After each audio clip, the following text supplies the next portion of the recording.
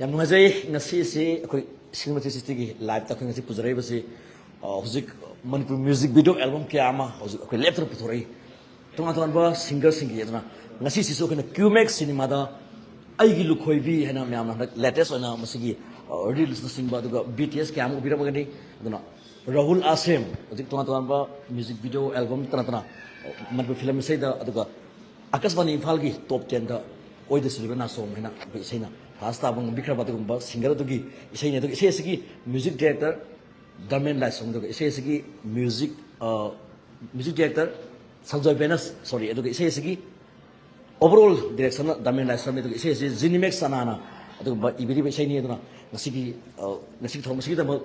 singer itu director itu artist itu bagi tanda itu sih dah saya pak itu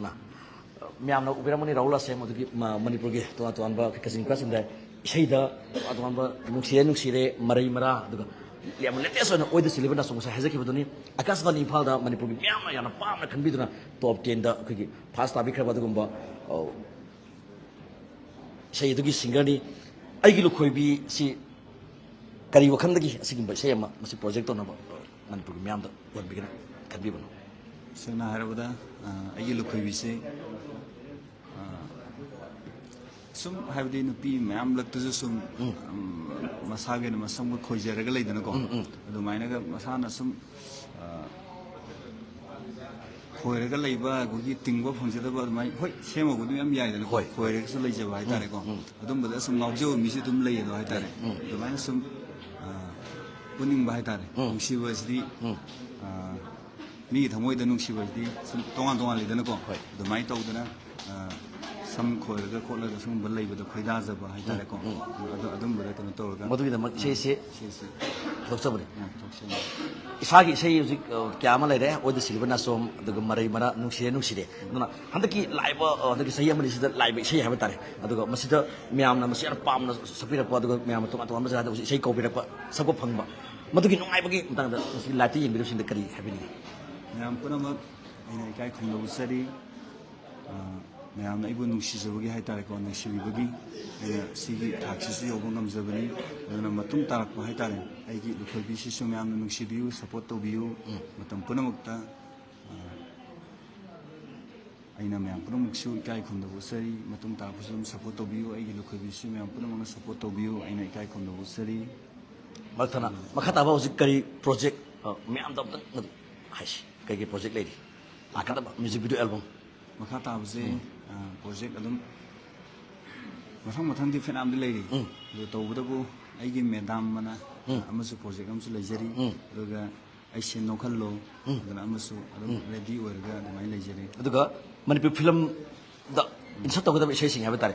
ꯃꯌꯥꯝꯗ ꯀꯔꯤ ꯀꯩ ꯑꯃꯗ ꯍꯥꯏꯕꯤꯌꯨ ꯐꯤꯂꯝꯁꯦ ꯑꯣꯏꯗ ꯁꯤꯜꯂꯤꯕ ꯅꯥꯁꯣꯝ ꯁꯛꯆꯈ꯭ꯔꯦ ꯑꯗꯨꯒ ꯃꯄꯣꯛ ꯑꯃ ꯑꯗꯒꯤ film of the wing out of second yes jadi yang mengajar ahan ba wena ngasigi Rahul Asem saya miam de legre tu ngasi sina ahan ba miam de grand launching mana grand releasing mana tu sabne tu na yang pasal space thambiri hojik tunga tomba mana hakim tu ngina mapuk ama hojik dayan daga Ratanaga kumliba aduga Sudhir Kangjam ay ama Sudhir Kangjam gi aduga direction da film sei Citraga pura sabina bani Citraga ay puna sabina bani ay maruk Sanjoy Benas mana music compose to bani lyrics su Zenimax sana ay maruk sina lyrics to bani adana makata na Manipur gi miam na Sanjoy Rahul Asem gi lakada be sei kya ma kawan na ngai bi bhum tu aduga makata na Damen Lifestyle director da hum kertang hangini Damen Lifestyle maki Lifestyle picture sida hanak leptana arkena de surigi adugumba isai dagi haiba tare isai dagi Lifestyle picture si lakre adugo musidagi yam tokan ba adugo singer kya ma mana opi singthorok pani singthoraga nokri sibe yadri halaki ke dabani yana lakba yam nungaji ahmad Damen Lifestyle kari habini ngasi aigi lukhoibi anobo project amoina hana project yam lekri yam yam pauna aigi lukhoibi kari habini aigi lukhoibi je sengna hagadi ꯑꯅꯧꯕ test ꯑꯃ ꯑꯣꯏꯒꯗ꯭ꯔꯥꯅ ꯈꯟꯕ ꯍꯥꯏꯇꯥꯔꯦ ꯂꯨꯈꯣꯏꯕꯤꯁꯦ ꯀꯅꯥꯝꯇ ꯍꯩꯗꯦꯕ ꯑꯗꯒꯤ ꯑꯩꯈꯣꯏ ꯏꯆꯦ ꯍꯣꯏꯁꯤꯡꯁꯦ ꯁꯨꯝ ꯑꯩꯅ ꯁꯨꯝ ꯌꯦꯡꯕꯗ ꯑꯩꯒꯤ ꯏꯆꯦꯁꯤꯡꯁꯦ ꯂꯣꯏ ꯂꯨꯁꯦ ꯂꯣꯏ ꯈꯣꯏꯌꯦꯕ ꯃꯇꯝꯗꯨꯗ ꯂꯨ ꯈꯣꯏꯕꯗꯨꯗ ꯁꯤꯒꯤ ꯄ꯭ꯔꯣꯖꯦꯛꯁꯦ ꯑꯃꯗꯤ ꯌꯥꯝꯅ ꯏꯟꯇꯔꯦꯁ ꯂꯩꯅ ꯑꯩꯈꯣꯏ ꯔꯥꯍꯨꯜꯅ ꯄꯤꯔꯛꯄꯗꯒꯤ ꯑꯩꯅ ꯈꯤꯇꯪ ꯀꯩꯅꯣ ꯇꯧꯔꯒ ꯅꯣꯡꯃꯗ ꯅꯝꯈꯤꯕ ꯏꯁꯩꯅꯦꯕ ꯁꯤ ꯏꯁꯩꯁꯦ ꯑꯌꯨꯛ ꯉꯟꯇꯥꯗꯒꯤ ꯑꯗꯣ ꯅꯝꯕ ꯅꯨꯃꯤꯠꯇꯨꯒꯤ ꯑꯦꯛꯁꯄꯤꯔꯤꯌꯦꯟꯁꯇꯣ ꯃꯇꯦꯛꯇꯪ ꯃꯌꯥꯝꯗ ꯋꯥꯕꯗꯤ ꯈꯨꯋꯥꯁꯤꯕ ꯑꯩꯈꯣꯏ ꯗꯥꯁꯤ ꯂꯩꯕ ꯁꯦꯡꯅ ꯍꯥꯏꯔ ꯄꯨꯡ 2:30 ꯑꯩꯅ ꯍꯧꯗꯣꯛꯆꯩꯅꯤ ꯄꯨꯡ 5 ꯀꯦꯃꯦꯔꯥ ꯊꯥꯏꯑꯕ ꯂꯩꯆꯤꯜ ꯂꯩꯉꯩꯗꯒꯤ ꯅꯝꯃꯦꯕ ꯂꯩꯆꯤꯜ ꯂꯩꯉꯩꯗꯒꯤ ꯅꯝꯕꯗꯨꯅ ꯍꯧꯖꯤꯛ ꯀꯃꯥꯏꯅ ꯇꯧꯒꯦꯗ ꯑꯗꯨꯛꯀꯤ ꯃꯇꯤꯛ ꯐꯖꯩ ꯍꯥꯏꯇꯥꯔꯦ ꯑꯩꯈꯣꯏꯒꯤ ꯀꯩ ꯍꯥꯏꯇꯥꯔꯦ ꯊꯦꯡꯅꯒ ꯁꯨꯇꯤꯡꯒ ꯆꯠꯄꯁꯦ ꯕꯤꯠ ꯂꯩꯇꯕ ꯑꯗꯨ ꯑꯣꯏꯇꯥꯔꯗꯤ ꯁꯤꯗꯤ ꯑꯌꯨꯛꯇꯒꯤ ꯅꯝꯃꯗꯤ ꯄꯨꯡ 6ꯇꯒꯤꯅ ꯅꯝꯃꯒꯗꯤ ꯐꯦꯁ ꯑꯃ ꯑꯟꯇ꯭ꯔꯥ ꯑꯃꯈꯛꯇꯤ ꯂꯣꯏꯌꯦꯕ ꯂꯣꯏꯕꯗꯨꯗ ꯉꯥꯏꯍꯥꯛ ꯄꯣꯊꯥꯕꯗꯒꯤ ꯑꯃꯨꯛ ꯄꯨꯡ 1ꯗꯒꯤ ꯁꯨꯠ ꯍꯧꯋꯤ ꯄꯨꯡ 4ꯐꯥꯎ ꯑꯃꯨꯛ ꯇꯧꯔꯒ ꯑꯟꯇ꯭ꯔꯥ ꯑꯃꯃꯨꯛ ꯂꯣꯏꯁꯤꯜꯂꯦ ꯑꯗꯨ ꯃꯔꯛꯀꯤ ꯏꯁꯇꯥꯏꯜꯁꯦ ꯀꯃꯥꯏꯅ ꯇꯧꯒꯦꯗ ꯅꯨꯡꯗꯥꯡꯗꯨꯗ ꯄꯨꯂꯞ ꯂꯣꯏꯁꯤꯟꯕꯅꯦ ꯍꯥꯏꯇꯥꯔꯦ ꯋꯥꯕ ꯊꯤꯗꯅ ꯑꯥꯔꯇꯤꯁ ꯑꯩꯒꯤ ꯑꯍꯥꯟꯕ ꯇꯥꯡꯈꯨꯜꯅꯤ ꯁꯣꯝꯂꯤꯂꯥ ꯖꯖꯣꯁꯦ ꯀꯃꯥꯏꯅ ꯇꯧꯒꯦꯗ ꯑꯩꯅ ꯁꯨꯝ ꯃꯣꯏꯁꯨ ꯄꯨꯁꯜꯂꯛꯏꯁꯦ ꯀꯃꯥꯏꯅ ꯇꯧꯒꯦꯗ ꯑꯩꯅ ꯁꯤꯒꯤ ꯑꯩꯒꯤ ꯃꯣꯠꯇ ꯍꯥꯏꯖꯕ ꯇꯥꯔꯦꯀꯣ ꯌꯨꯅꯤꯇꯤ ꯑꯃꯈꯛ ꯂꯥꯛꯀꯗ꯭ꯔꯥꯅ ꯌꯨꯅꯤꯇꯤ ꯑꯃꯈꯛ ꯆꯤꯡꯇꯝꯒꯤ ꯑꯅꯤꯒꯤ ꯇꯥꯡꯈꯨꯜ ꯅꯨꯄꯤ ꯑꯣꯏꯕꯁꯤꯗ ꯑꯩꯅꯁꯨ ꯇꯥꯡꯈꯨꯜꯗ ꯅꯠꯇꯦ ꯑꯩꯒꯤ ꯃꯣꯠꯁꯦꯀꯣ ꯑꯩꯒꯤ ꯀꯩꯅꯣꯁꯦ ꯑꯩꯒꯤ ꯋꯦꯁꯦ ꯀꯃꯥꯏꯅ ꯇꯧꯒꯦꯗ ꯇꯥꯡꯈꯨꯜ ꯑꯣꯏꯔꯣ ꯀꯣꯝ ꯑꯣꯏꯔꯣ ꯑꯦꯅꯤ ꯖꯥꯇꯤꯁꯤꯡꯁꯦ ꯃꯅꯤꯄꯨꯔꯗ ꯂꯩꯕ ꯖꯥꯇꯤꯁꯤꯡꯁꯦ ꯑꯥꯔꯇꯤꯁ ꯑꯣꯏꯅ ꯊꯣꯛꯂꯛ ꯇꯥꯔꯒꯗꯤ ꯂꯥꯏꯁ꯭ꯔꯝ ꯄꯤꯛꯆꯔꯁꯤꯗ ꯍꯥꯏꯐꯦꯠ ꯄꯥꯎ ꯐꯥꯎꯕꯤꯔꯣ ꯑꯗꯨꯒ ꯑꯩꯁꯨ ꯑꯉꯝꯕ ꯃꯇꯦꯡ ꯍꯣꯠꯅꯖꯔꯒ ꯌꯨꯅꯤꯇꯤ ꯑꯃꯈꯛ ꯑꯩꯈꯣꯏ ꯅꯍꯥ ꯑꯩꯈꯣꯏꯅ ꯀꯩ ꯍꯥꯏꯇꯥꯔꯦ ꯅꯍꯥ ꯑꯩꯈꯣꯏꯅ ꯁꯥꯒꯠꯇ꯭ꯔꯒꯗꯤ ꯌꯧꯔꯔꯣꯏꯕ ꯀꯃꯥꯏꯅ ꯇꯧꯒꯦꯗ ꯁꯤꯒꯤ ꯈꯨꯗꯣꯡꯆꯥꯕ ꯂꯧꯔꯒꯁꯨ ꯑꯃ ꯍꯥꯏꯖꯧꯒꯦ ꯑꯩꯅ ꯍꯧꯖꯤꯛꯁꯦ ꯏꯟꯗꯤꯖꯤꯅꯁ ꯄꯤꯄꯜꯁꯤꯡꯁꯦ ꯏꯟꯗꯤꯖꯤꯅꯁ ꯄꯤꯄꯜꯁꯤꯡꯒꯤ ꯖꯒꯣꯏ ꯑꯃ ꯅꯝꯃꯤꯕ ꯏꯁꯩ ꯑꯃ ꯌꯥꯝꯅ ꯀꯩꯅꯣ ꯑꯣꯏꯒꯗꯧꯕ ꯍꯥꯏꯇꯥꯔꯦ ꯄꯦꯇ꯭ꯔꯣꯇꯤꯛ ꯁꯣꯡ ꯍꯥꯏꯕ ꯇꯥꯔꯦ ꯁꯤꯁꯦ ꯀꯃꯥꯏꯅ ꯇꯧꯒꯦꯗ ꯑꯩꯅ ꯑꯃꯈꯛ ꯅꯝꯅꯤꯡꯉꯤ ꯖꯥꯇꯤꯗꯤ 9 ꯁꯨꯔꯦ ꯅꯝꯃꯤꯁꯦ ꯖꯥꯇꯤꯁꯦ ꯍꯧꯖꯤꯛ ꯀꯃꯥꯏꯅ ꯇꯧꯒꯦꯗ 22ꯒꯨꯝꯕ ꯋꯥꯠꯂꯝꯒꯗꯧ ꯃꯥꯜꯂꯦꯕꯀꯣ ꯋꯥꯠꯄꯁꯤ ꯀꯃꯥꯏꯅ ꯇꯧꯒꯦꯗ ꯑꯩꯁꯨ ꯄꯥꯎꯗꯤ ꯐꯥꯎꯅꯕ ꯌꯥꯝ ꯐꯥꯎꯅꯩ ꯍꯧꯖꯤꯛ ꯃꯔꯥꯝ ꯑꯁꯣꯝꯒꯤ ꯄꯥꯎꯃꯩ ꯅꯝꯃꯦ ꯃꯔꯥꯝ ꯅꯝꯗ꯭ꯔꯤ ꯃꯥꯎ ꯅꯝꯗ꯭ꯔꯤ ꯃꯌꯥꯝꯁꯤꯡꯁꯦ ꯁꯤꯁꯦ ꯀꯃꯥꯏꯅ ꯇꯧꯒꯦꯗ ꯄꯨꯁꯟꯖꯔꯒꯗꯤ ꯌꯥꯝ ꯅꯨꯡꯉꯥꯏꯒꯅꯤ ꯍꯥꯏꯇꯥꯔꯦ ꯄꯥꯎ ꯐꯥꯎꯕꯤꯔꯛꯑꯒꯗꯤ ꯍꯥꯏꯇꯥꯔꯦ ꯌꯥꯝ ꯅꯨꯡꯉꯥꯏꯖꯩ ꯑꯄꯨꯟꯕꯒꯤ ꯑꯣꯏꯕ ꯍꯥꯏꯖꯕꯅꯤ ꯑꯄꯨꯟꯕꯒꯤ ꯑꯣꯏꯕ ꯂꯩꯔꯤꯕ ꯃꯅꯤꯄꯨꯔꯗ ꯂꯩꯔꯤꯕ ꯍꯤꯜ ꯇ꯭ꯔꯥꯏꯕꯁꯤꯡꯗ ꯏꯟꯗꯤꯖꯤꯅꯁ ꯑꯣꯏꯔꯒ ꯄꯨꯝꯅꯃꯛꯒꯤ ꯀꯝꯄꯦꯛ ꯑꯣꯏꯕ म्यूजिक की वीडियो अमखक म्याम उनजनी है सोदरम की दमे लाइसम की मंगलान से सोय मफाव ने खेले तो हजि मखा ताबा लेरी तो ngasi si लाइसम पिक्चर्स इसे से पुंग क्या दा अपलोड तो भी तो म्याम तो हजि नु दंगी पुंग तेरे तो तब ना लोचे ngasi हजि हाइता प्रीमियम तौर का थमग्रा प्रीमियम तौर का थमग्रे ngasi की रिलीज की थरम से एक होबगा इरोना पुंग तरेक की मतम दा तरेक पेम सोशल सोदरम म्याम ना लाइसम पिक्चर्स दा सोशल उपम का म्याम ना लाइक कमेंट शेयर तो भी फोन तो तगसरे दुगा मखताना सोलिमला okay nice to meet you सोलिमला जाजो या yes करी खली हंदकी अहानबा अदि ममंग दा फिजिक्स चैंपियनशिप या मददा की सिल्वर मेडल लोबिरो रेको अदा म्यूजिक वीडियो एल्बम दा मणिपुरी फिल्म की इरेना दा संग पिरक मतम दा करी मिंग दा म्याम गी लेबा दा इसा पॉजिटिव फैन म्याम से लेरे का तजरे अदगा हनसु तुंगा दा मखर सु उजाबदा आईजी दा हाइबता इंस्टाग्राम दा जीपी कॉलेज की ड्रेस का सेल हाइ तारे निको म्याम दी याम मदगी पासम उहनो खंबी असुमना सब्जेक्ट का मणिपुरी फिल्म की अदगा मणिपुरी म्यूजिक वीडियो एल्बम की एरा संग का म्याम दी फंगबा कमेंट अदगा म्याम दा करी हाबिनी I came prepared to the Nalax day, made it on so Pazan and by Haiti to enjoy yours on Akpini. As mine, I had the fitness chat me, and you got a so Hosixu College, the Kazari, and that men on the other producer, when I on the potential. Uwa haigata ada maina uraga moina Instagram da approach tawbiraki adigi tama moina adum puthokpi ne ho moi bu yamna grateful oi adum tagasari duga mi yamna su support tawbiyo sinai ga han bane adu mathang tarak bada su adum ai phazan tawzagi hozik apagi 60 Facebook page amna regional ba manipur ge ado live in video singda इसे ऐसे की मतंग दा ma'am दा बस की like comment तो बिना बा अदुगा बस अपलोड तो YouTube ता एक लाख मतम दा अदुगा मैम दा सागी फैन सिंग है बता करी हाबिनी ꯃ꯭ꯌꯨꯖꯤꯛ ꯚꯤꯗꯤꯑꯣ ꯑꯁꯤꯁꯦ ꯁꯤꯡꯒꯔꯅꯁꯨ ꯐꯖꯅ ꯁꯛꯄꯤꯈ꯭ꯔꯦ ꯑꯩꯒꯤ ꯔꯣꯜꯁꯨ ꯐꯖꯅ ꯑꯩꯒꯤ ꯐꯨꯜ ꯑꯦꯐꯣꯔꯠ ꯊꯥꯗꯔꯒ ꯀꯩꯅꯣ ꯇꯧꯈ꯭ꯔꯦ ꯂꯣꯏꯅꯃꯛ ꯍꯣꯜ ꯇꯤꯝ ꯆꯪꯉꯒ ꯐꯖꯅ ꯇꯧꯃꯤꯟꯅꯈ꯭ꯔꯦ ꯑꯗꯨꯒꯤ ꯃꯤ ꯃꯌꯥꯝꯅꯁꯨ ꯅꯨꯡꯁꯤꯕꯤꯗꯅ ꯈꯔ ꯁꯞꯄꯣꯔꯠ ꯇꯧꯕꯤꯌꯨ ꯁꯤ ꯍꯥꯏꯅꯤꯡꯉꯥꯏ ꯅꯠꯇꯅ ꯑꯇꯩ ꯂꯩꯖꯗꯦ ꯑꯗꯨꯒ ꯅꯨꯃꯤꯠꯇꯨꯒꯤ ꯍꯥꯏꯇꯥꯔꯦ ꯅꯨꯃꯤꯠꯇꯨꯒꯤ ꯑꯍꯤꯡꯗꯨ ꯄꯨꯔꯥ ꯅꯝꯃꯦ ꯅꯣꯡꯉꯥꯟꯕꯒꯤ ꯄꯨꯡ 5-6 ꯑꯗꯨꯋꯥꯏꯗꯒꯤ ꯑꯃꯨꯛ ꯇꯧꯔꯒ ꯑꯗꯨꯒꯤ ꯋꯥꯟ ꯅꯥꯏꯠ ꯑꯃ ꯋꯥꯟ ꯗꯦ ꯄꯨꯔꯥ ꯅꯝꯕꯅꯦꯕ ꯃꯗꯨꯒꯤ ꯑꯦꯛꯁꯄꯤꯔꯤꯌꯦꯟꯁ ꯃꯇꯦꯛ ꯑꯃꯇꯪ ꯃꯌꯥꯝꯗ ꯊꯝꯕꯤꯌꯨꯅꯦ ꯑꯔꯣꯏꯕꯗ ꯑꯩꯈꯣꯏꯁꯦ ꯑꯁꯨꯃꯥꯏꯅ ꯇꯧꯋꯦ ꯑꯩꯗꯤ ꯃ꯭ꯌꯨꯖꯤꯛ ꯚꯤꯗꯤꯑꯣꯁꯦ 2 daysꯀꯨꯝꯕ ꯆꯪꯒꯗ꯭ꯔꯥ ꯍꯥꯏꯅ ꯈꯟꯕꯅꯦꯕ ꯑꯍꯥꯟꯕꯗ ꯑꯗꯨꯕꯨ ꯅꯣꯡꯃꯗ ꯂꯣꯏꯁꯤꯟꯕ ꯉꯝꯕꯁꯦ ꯌꯥꯝ ꯉꯛꯇ꯭ꯔꯥ ꯍꯥꯏꯗꯤ ꯀꯃꯥꯏ ꯍꯥꯏꯅꯤ ꯖꯒꯣꯏ ꯁꯥꯕꯁꯨ ꯃꯌꯥꯝ ꯌꯥꯎꯋꯦ ꯑꯗꯨꯒ ꯈꯨꯗꯛꯇ ꯄ꯭ꯔꯦꯛꯇꯤꯁ ꯇꯧꯔꯒ ꯇꯝꯃꯒ ꯀꯩꯅꯣ ꯇꯧꯖꯔꯤꯅꯦꯕ ꯑꯗꯨꯝ ꯑꯩꯁꯨ ꯈꯜꯂꯦꯀꯣ ꯍꯥꯏꯃ ꯋꯥꯟ ꯗꯦꯗ ꯂꯣꯏꯁꯤꯟꯕ ꯉꯝꯕꯁꯦ ꯑꯗꯨꯒ ꯖꯒꯣꯏꯁꯨ ꯋꯥꯟ ꯗꯦꯗ ꯈꯨꯗꯛꯇ ꯁꯥꯔꯒ ꯀꯃꯥꯏ ꯍꯥꯏꯅꯤ ꯀꯣꯔꯤꯌꯣꯒ꯭ꯔꯥꯐꯔꯅꯁꯨ ꯐꯖꯅ ꯇꯝꯕꯤꯔꯒꯅꯦ ꯈꯨꯗꯛꯇ ꯀꯩꯅꯣ ꯇꯧꯔꯤꯅꯦꯕ ꯑꯗꯨ ꯋꯥꯟ ꯗꯦꯗ ꯂꯣꯏꯁꯤꯟꯕ ꯉꯝꯕ ꯍꯥꯏꯁꯦ ꯌꯥꯝꯅꯁꯨ 이dom나 ngakjabdo aduga wasu yang wai tasengna yang wai ayuk pung ani da hokaline bai se 2:30 da kaino ke ba hoye ba adu pung ani da hokalle washap da we pung 2:30 da ke ba hore aduga akhoi mafam yobadadi pung like 4:30 manga tare adudagi hore akhoi winter na ko re yam hoi nundang so ine aduga pung 11 pung 11 wa ba sing do kasi release mi am da release tong matam di kari phawi pung da gamai hai ni nungai basu aduga gamai hai ni thawai nungsi basu ama phawa aduga gamai hai ni hani bani mi am ya me hai bang ngre hai bang ngre tagasari solim raja zona hani bani mi am ya me ado hai bang ngam da bani okay da makha ta na so he na kumira kai bo uhum thamjare duga ngasi gi thomasi da choreographer matem da Vishnu Danesh DDI okay anda myam to bigre bazar da su to horas ki to bigre myam to bigre su to to ri ai gi lu khoi bis da kari karba challenging da kari kam ma hom kak thong da myam su reels sagale DDI da aduna madu myam da gi madu feedback adu myam gi like comment share da adu madu gi pung da apen bo da amai ba da teta myam sang do Okay, yam nungai ba haga je khoi ki han boina gi san Solin Jajo ma ge ham ba oi ba ko duga sai singer se si ju ai ga ham pun bo ba rola sem je adu ma ge sai yam adu phajai adu yam yini oi ba mai ti ke di ga tare adu myam support to bio hena nungai ba yam thoi adu yaung na moi huna jagi choreography adu Solin da kai da mama ta ko da ko pa everything sai gi ni khala ga tare adu ma sa dum tak pa dum adap sen tu ye adum no ya thajaru de dare ai first time ma ha ma thing na ai hana kem hang de shooting on this photo dum thang ra ga dum kura dum tai no ma khak te gi yum da la me rehearsal ko mai chorus ki tang ma khak tam gi uzai okay my partner manipur gi miam da ai gi lu khoi bi ga sin dan pung 3 ta si premier to thame hai la some pieces abo lakani adu manipur gi miam da adu cinematography gi live ing video sing da isai sing matang da kari ꯁꯤꯒꯤ ꯃꯇꯥꯡꯗ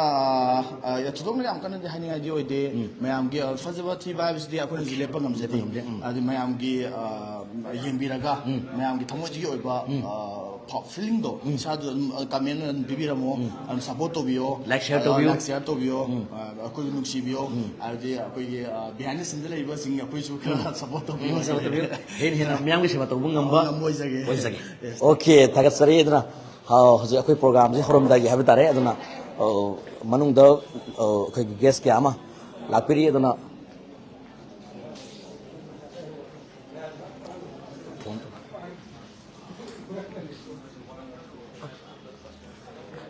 lapiro ama lapiro okay yar Dobin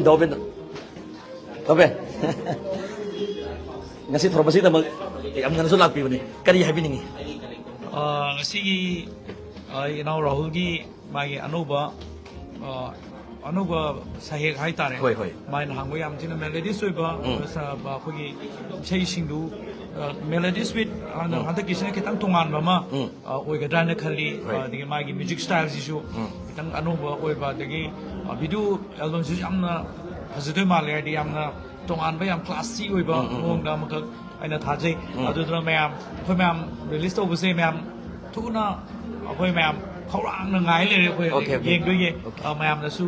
ꯉꯁꯤꯒꯤ ꯑꯁꯤꯒꯨꯝꯕ ꯊꯧꯔꯝꯁꯤꯗ ꯂꯥꯛꯄꯤꯔꯤꯕ ꯃꯌꯥꯝ ꯑꯃꯗꯤ ꯑꯩ ꯏꯁꯥꯒꯤ ꯃꯥꯏꯀꯩꯗꯩꯁꯨ ꯏꯅꯥꯎ ꯔꯥꯍꯨꯜ ꯑꯁꯦꯡꯒꯤꯗꯃꯛꯇ ꯃꯥꯒꯤ ꯌꯥꯏꯐ ꯃꯪꯒꯣꯜ ꯄꯤꯖꯔꯤ ꯑꯗꯨꯒ ꯂꯣꯏꯅꯅ ꯑꯩꯈꯣꯏ ꯏꯁꯩꯁꯤꯅ ꯁꯣꯏꯗꯅ ꯑꯩꯈꯣꯏꯒꯤ ꯏꯟꯈꯠꯂꯛꯂꯤꯕ ꯌꯨꯠ ꯃꯌꯥꯝ ꯑꯗꯒꯤ ꯃꯌꯥꯝꯗ ꯑꯅꯧꯕ ꯐ꯭ꯂꯦꯚꯔ ꯑꯃ ꯑꯅꯧꯕ ꯃꯍꯥꯎ ꯑꯃꯗꯤ ꯁꯣꯏꯗꯅ ꯄꯤꯅꯤ ꯍꯥꯏꯕꯒꯤ ꯑꯩꯒꯤ ꯑꯆꯧꯕ ꯊꯥꯖꯕ ꯂꯩꯖꯩ ꯑꯗꯨꯒ ꯂꯣꯏꯁꯤꯜꯂꯛꯄꯗ ꯗꯥꯎꯕꯦꯟꯒꯤꯁꯨ ꯏꯁꯩ ꯑꯃꯇꯪ ꯃꯌꯥꯝꯗ ꯑꯩꯈꯣꯏ ꯂꯩꯔꯤ ꯇꯥꯖꯩ ꯑꯗꯣ ꯑꯗꯨꯇꯪ ꯗꯥꯎꯕꯦꯟꯒꯤ ꯂꯥꯛꯀꯗꯕ ꯏꯁꯩꯗꯣ ꯑꯗꯨ ꯈꯛꯇꯪ ꯍꯥꯏꯕꯤꯔꯣꯅꯦ ꯃꯌꯥꯝꯗ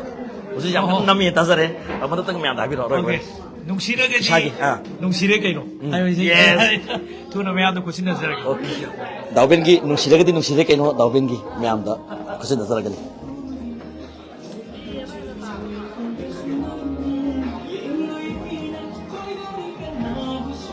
ꯑꯁꯤꯗ ꯅꯞꯄꯒꯦ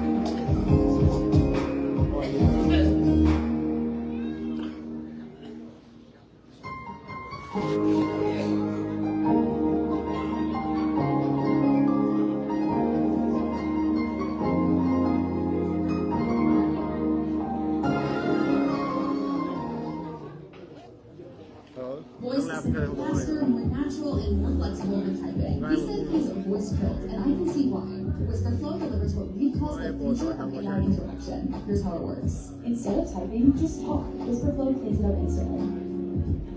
Reed explains that voice is iterative by deep. Kumet Cinema Hall asibu konbiriba like thoi pai bongo tharang the scene thro the boro na Livestream Pictures ki banner makha da induna to tabba ai ki lokhoi bi hand thoriba music video album release to bi thoro si thoro masigi da na hazar bada adu harau harau na ya bi rapang loina la biriba Thomas Book preside the video about the Thomas Next video about proprietor Sur Hospital Kanabo, Dr. Lasam Samin Kumar, Tramasibu, CPS winner, as in Tramasi, after the Bitumen and next video about renowned singer about Huidrom Now Boy. The singer, aircraft artist, Akasbani, as in Tramasi, CPS on the next video. Special guest next week, renowned singer K. Bobby. Special guest on next week, Bobby Contoso. K. Bobby. Special guest on next week. Tormasiki dapat guest of honor by Biodana Hazurba, Secretary Smart Secretary Service, Kerabazar, Silaimazo Pratap. And I put the world market of the labor the key, Manata and Sopazari, Lapada, market home, the mock, and the bonus. So the capillary is in City, special guest, gave movie. Who come down moving.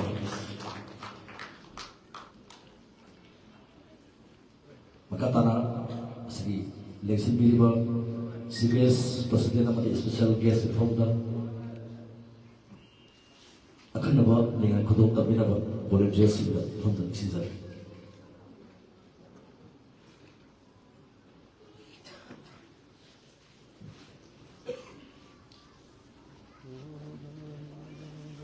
Volunteers in lento perto na akanaba dengan khudum tabigan.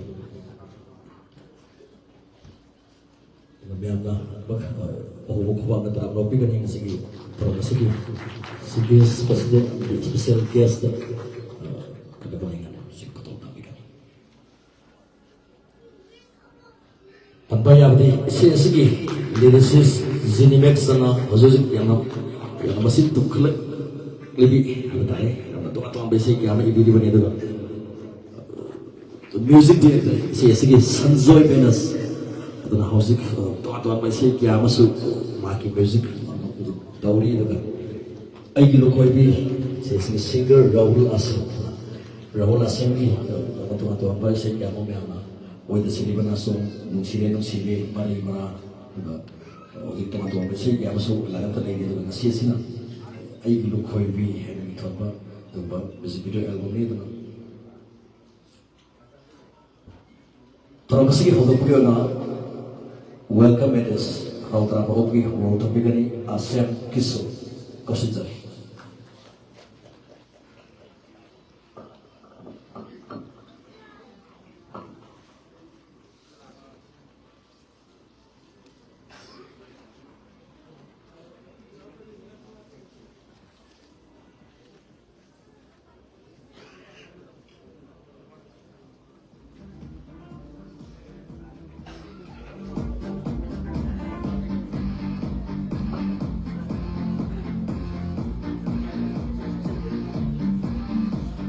Bamakuda masigi ay marubraw ni ay gilukodi ay music video na masigo masigi releasing function sila lakiriba yung po na komodo cherry masigi asigo na ba itawgi music video na release to function asigo saruk ya binaba geso na saruk ya binaba haizaru da araw ya mirakiba mayambi yang sakang narba all India radio ni great artist ya ko bitrong na boina Nagbilang pinong tayo na narambog sa ubay na kahit na-watchery. Abadi, Surhor Hospital Kangabok yung proprietor na biniba Yaba Sumay Kumar Laisrabu Presidenti from na election binaba hajar uda sinagya kahit upili na nagbilang tila tramasyon ang Bugino Chuso ay na kahit na gusto ubay na narambog sari. Maluga, yes, so kung from lang da election binaba hajar uda Raw ya kiba yang ba Pratapnism Secretary Smart Security Service abadi special guest ki hum nang election kiba miyam sikhngar ba yang ba Gobindusu yang na taramuk sa buhay na ay kumutsari abdi music video album masigi kasit crew kuning mabuso masigi tarmasida sogya ba ta taramuk sa buhay na ay kumutsari buhay na itaw rawol na maki sigum ba aigi lukhobi haiba video album asigi grand releasing function asida saruk yabirina ba invite to biruda asin ba matam kya kai thopiduna lagbiriba oimo pang sinnaw abadi special invite school ko boyana ikai puno solo yana na boxeri abadi mayamna itawgi asigu ba video album asigu yadu pungphaba video album ma oina bidaba ka mangola shibana to bibiduna Amadi YouTube channel sinda like share amadi comment to widuna eno phaba ko ino gata ay myam digi manggola shiba to ni jago na ay ki automatic se pata ma fena tinjir thank you Kasari Asam Kiso para nasibi nasiasi sisa pagi rumah boy berina yang betare tuan ba pom sidon mo sigi pom kia masulay lapi rawi mandui sina bagi singer kiama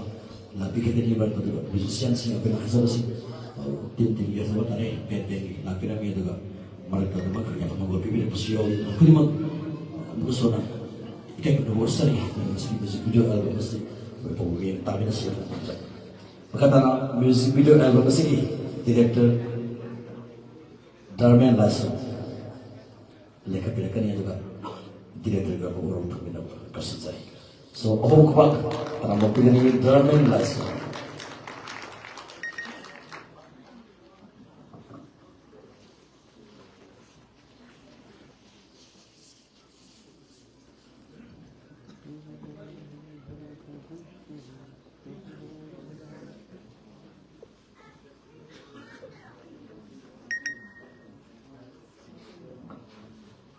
Hello. How did that Shibu body, but even though what the event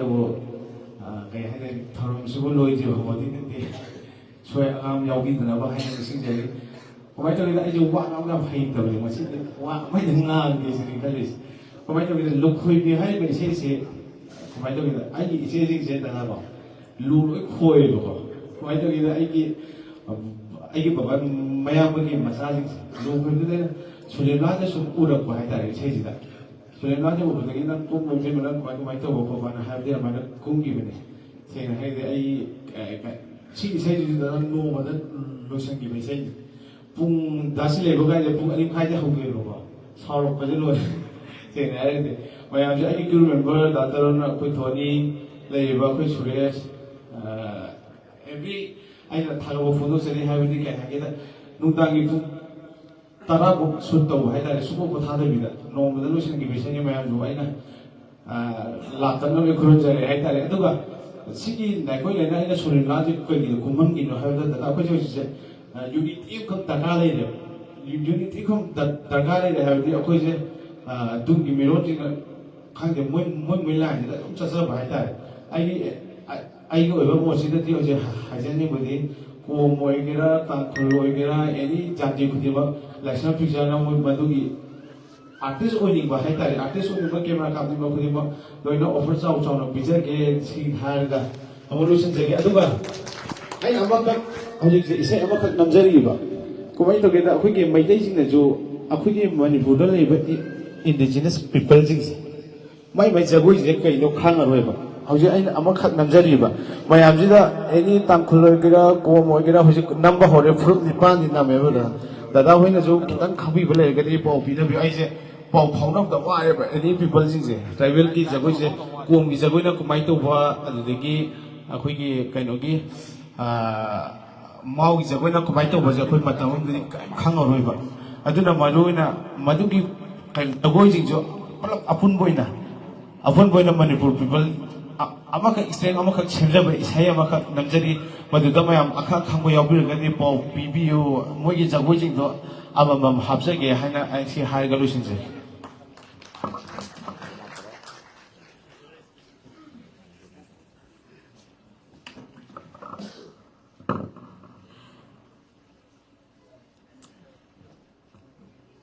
Teman-teman ba music video album kaya ma hojik lep tana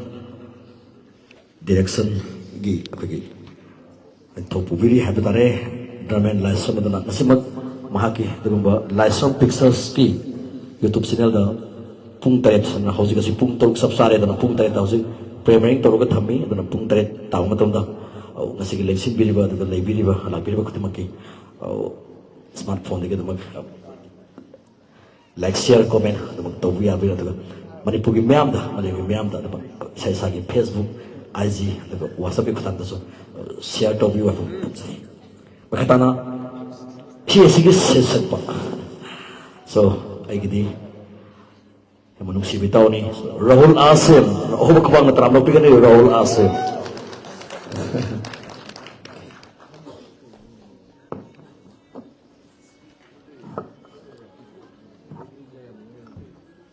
hano magtada ngasigi aigi lukhoibi haiba aigi music video album asibu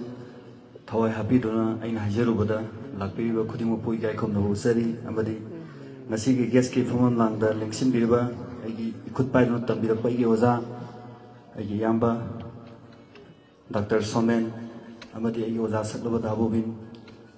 yamba oza khudingmo pusu aini kongna khuramjari gai khomna husari lakpiriba khudingmangna aigi lukhoibi haibagi isai sibu support tawbiu nungsibiu matung tarakpadasu hena adum support tawbiduna isai sibu mapung phanbiu hairaga wahi asina loisanjage khuding pui kai khunu husari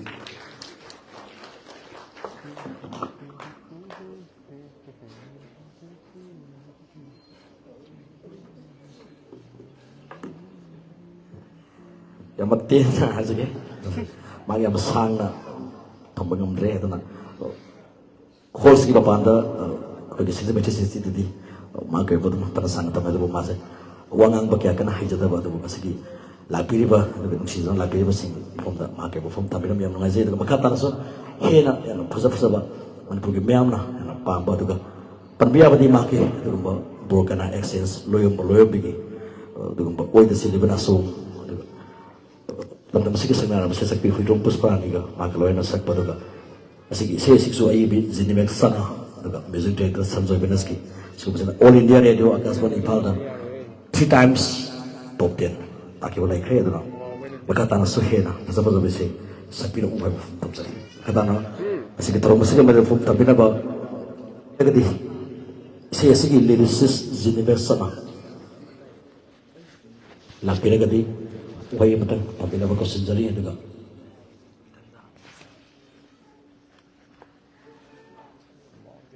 music director Sanjay बेनस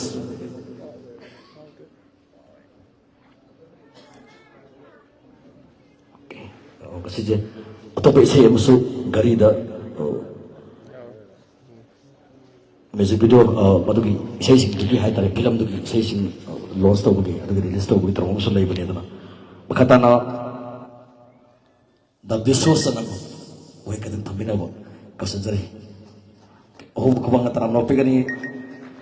ꯃꯁꯤꯒꯤ ꯁꯪꯅꯔꯕ ꯁꯩꯁꯛꯄ ꯂꯣꯏꯅ music director ꯌꯥꯝꯕ ꯕꯤꯁ꯭ꯋꯁꯅꯝ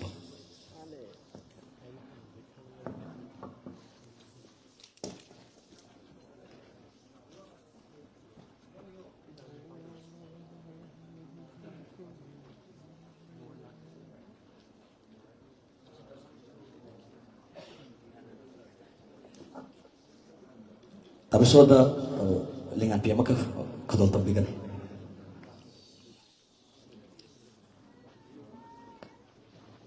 lakte khulai thuna puthok pena misi zari dana koi volunteer sin nupa do hen zare o ko ko gani koi volunteer sin jabai na mupi hajar re pa nupa sin gato hen zare nupi ne thoye na abne du nupi de mu nupa tap labra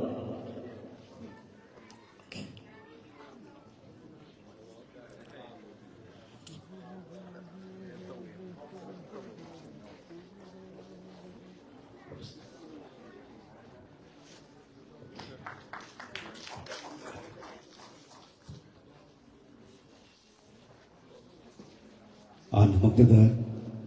das election bi yam sen igodona kurumjari kai khom buchari loimina ngasi election bi ko aitum mappo ikai khom buchari ngasigi egi nau rahul gi anu bisay ma release tawgi yamna harawu nabi thai tai isai gi mamang da mai pak kraba legraba matungda anu wangmo ala tokpuna mayam gi seva tawjari ba inau sigi hujik thor kadawa ngasi puthokjari ba sisu mamangi adagi hena mayam na support tawiduna hena mai pak ko het biu haiduna nalchari loina makha ta bada hena fajava mayam puthokduna mayam gi seva mapung phana matolong na tawba oisino haiba inau de aigi maikaidagi simisor da nijari aduga yam matam sang hona jaragani inaugi magi struggle ID singer mo oina bagi manglan si yam matam sang hona rabu matungda yam thengna haitare thengna oirgasu hoji masa na yam oiri adugo mana ningjarappa matamdudagi kitang thengdana mai pakakpa oina oi adugo pu hujik hena mai paknabagidamagta akhoi mayam angamba leijaba akhoi pangal shakti wakhal buddhi nuksing pudoktana mabu hena mai paknaba lambida inkhatminasi haiba waisi thamjari. Thank you.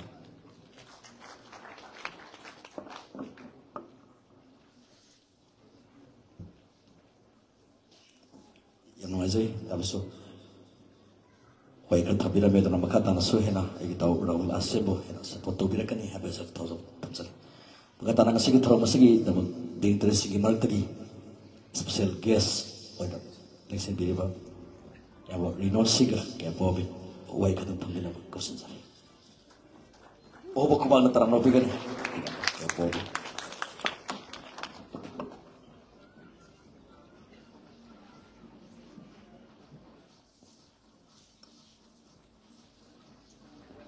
Thank you. ꯑꯍꯥꯟꯕꯃꯛꯇꯗ ꯉꯁꯤ ꯃꯥꯡꯗ ꯂꯦꯡꯁꯤꯟꯕꯤꯔꯤꯕ ꯗꯥꯏꯁꯇ ꯑꯃꯗꯤ ꯑꯩꯒꯤ ꯃꯥꯡꯗ ꯂꯦꯡꯁꯤꯟꯕꯤꯔꯤꯕ ꯄꯨꯝꯅꯃꯛꯄꯨ ꯁꯨꯞꯆꯟꯖꯔꯒ ꯑꯩꯀꯣꯛꯅꯅ ꯈꯨꯔꯨꯝꯖꯔꯤ ꯉꯁꯤꯒꯤ ꯌꯥꯝꯅ ꯌꯥꯏꯐꯔꯕ ꯅꯨꯃꯤꯠ ꯑꯩꯒꯤ ꯏꯅꯥꯎ ꯔꯥꯍꯨꯜꯒꯤ ꯃꯥꯒꯤ ꯑꯅꯧꯕ ꯏꯁꯩ ꯑꯃ ꯉꯁꯤ ꯃꯌꯥꯝꯅ ꯈꯨꯠꯁꯤꯟꯅꯕ ꯅꯨꯃꯤꯠꯁꯤꯗ ꯃꯥꯒꯤ ꯃꯌꯥꯝ ꯑꯃ ꯑꯣꯏꯅ ꯏꯟꯚꯥꯏꯠ ꯇꯧꯕꯤꯔꯛꯄ ꯍꯥꯏꯅꯤꯡꯉꯥꯏ ꯂꯩꯇꯅ ꯍꯔꯥꯎꯕ ꯐꯣꯡꯗꯣꯛꯆꯔꯤ ꯑꯃꯗꯤ ꯅꯨꯡꯉꯥꯏꯕꯗ ꯁꯔꯨꯛ ꯌꯥꯖꯔꯤ ꯑꯩꯒꯤ ꯏꯅꯥꯎꯒꯤ ꯑꯩꯒꯤ ꯂꯨꯈꯣꯏꯕꯤ ꯍꯥꯏꯕ ꯏꯁꯩꯁꯤ ꯃꯃꯥꯡꯗ ꯑꯃꯨꯛꯇ ꯊꯦꯡꯅꯈꯤꯗ꯭ꯔꯤꯕ ꯑꯗꯨꯒꯨꯝꯕ ꯃꯌꯦꯛ ꯑꯃꯁꯨ ꯑꯣꯏ ꯑꯗꯨꯒ ꯌꯥꯝꯅꯁꯨ ꯅꯨꯡꯉꯥꯏꯕ ꯑꯃꯗꯤ ꯍꯥꯏꯔꯤꯕ ꯃ꯭ꯌꯨꯖꯤꯛ ꯑꯦꯜꯕꯝ ꯑꯁꯤꯗ ꯗꯤꯔꯦꯛꯁꯟꯒꯤ ꯃꯥꯏꯀꯩꯗꯒꯤ ꯍꯧꯔꯒ ꯄ꯭ꯔꯣꯗꯛꯁꯟ ꯇꯤꯝꯒꯤ ꯑꯃꯗꯤ ꯑꯦꯛꯇꯔ ꯑꯃꯁꯨꯡ ꯑꯦꯛꯇ꯭ꯔꯦꯁ ꯑꯅꯤꯒꯤ ꯌꯥꯝꯅ ꯅꯨꯡꯉꯥꯏꯕ ꯑꯩꯈꯣꯏ ꯃꯇꯦꯛ ꯑꯃ ꯇꯤꯖꯔ ꯎꯖꯕ ꯃꯇꯝꯗ ꯑꯗꯨꯛꯀꯤ ꯃꯇꯤꯛ ꯌꯥꯝꯅ ꯅꯨꯡꯉꯥꯏꯕ ꯍꯣꯔꯦꯟ ꯔꯤꯂꯤꯁ ꯇꯧꯔꯒ ꯍꯦꯟꯅꯁꯨ ꯃꯌꯥꯝ ꯄꯨꯟꯅ ꯏꯟꯖꯣꯏ ꯇꯧꯒꯅꯤ ꯍꯥꯏꯅ ꯑꯩꯅ ꯊꯥꯖꯕ ꯂꯩꯖꯩ ꯑꯗꯨꯒ ꯑꯩꯒꯤ ꯃꯥꯏꯀꯩꯗꯒꯤ ꯑꯩꯒꯤ ꯏꯅꯥꯎꯒꯤ ꯉꯁꯤꯒꯤ ꯏꯁꯩ ꯑꯁꯤ ꯍꯦꯛ ꯃꯌꯥꯝꯗ ꯈꯨꯠꯁꯤꯟꯅꯕ ꯃꯤꯀꯨꯞꯇꯒꯤ ꯃꯌꯥꯝꯅ ꯅꯨꯡꯁꯤꯕꯤꯕ ꯍꯥꯟꯅ ꯅꯨꯡꯁꯤꯕꯤꯕꯗꯨꯗꯒꯤ ꯍꯦꯟꯅ ꯅꯨꯡꯁꯤꯕꯤꯕ आर्टिस्ट की लाइफ ओइबियु हाइदुना इना थमोइदगी याइफु मांगुल पिजरी लोइनना इनाउ राहुल सी इना थेंगनजरपदा यामना ngalingai matandagi ma थेंगनजरख्रे माक सी यामना इना अखोगी नेक्स्ट जनरेशन हाइबा तारे अखोगी तुंगदा लाकदोरिबा इचनाउ मयाम सिंगसिगे मरक्ता माकसु सुचोइ सोइदना मतम सांगना मयामगी थोगल तौबा आर्टिस्ट अमा सोइदना ओइगनी हाइबगी आई थाजबा लेजै माकी डिसिप्लिन माक अदुकी मतिक आर्टिस्ट अमगी मगुन चेनबा यामना नोलुपा अमदी इगो याउदबा अमदी यामना मीबु यामना नुंगशिना लोइनबा अहलमन सिंगु यामने काय खुनना चटपा आर्टिस्ट सिंगी मनुंगा इगे नाउ राहुल सुमनी अदुना माकी असिंबा मागी कैरेक्टर सी अदुम होंगबीदना मतम सांगना म्यामने थोगल तोबो ngamboi लोइनना एंटरटेन ngasiगी वीडियो एल्बम सिगी सिदा याउबिरिबा पुनमकपु याइफा मंगल पिजरी थागत फोंदो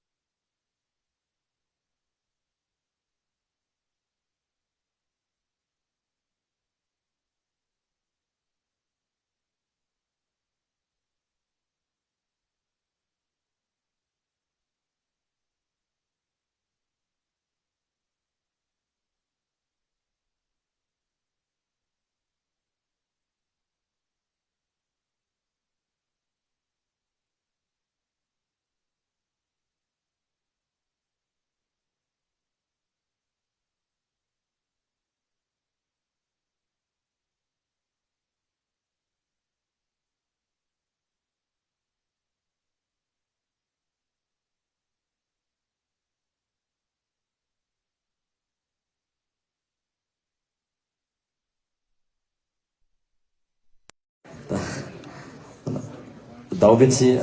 isay ming palame aduna khangabukta na khangabukta David se sena brahmari dali awe ay aduna amiki isay sakta ba yadri na kawi aduna David okay kita kasay David isay mamda thinas isay marbaga transport mangle mamadi boyai light somos sibgesta pibigan transport mangle mamadi boyai ay gamba boyai okay light somos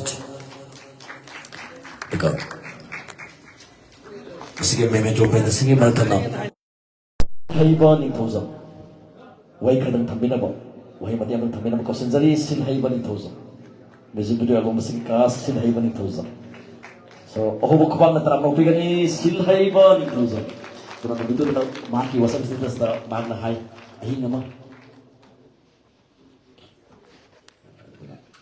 begitu ki maki wasa bisa saja pung oh makai bari de ni mana sakhi begitu ga no atu ki pung bari makai de ma good night dan hai begitu na bukan selebih ni tahu jadi oh kuat kan di sini begitu ki experience bagaimana tu bikin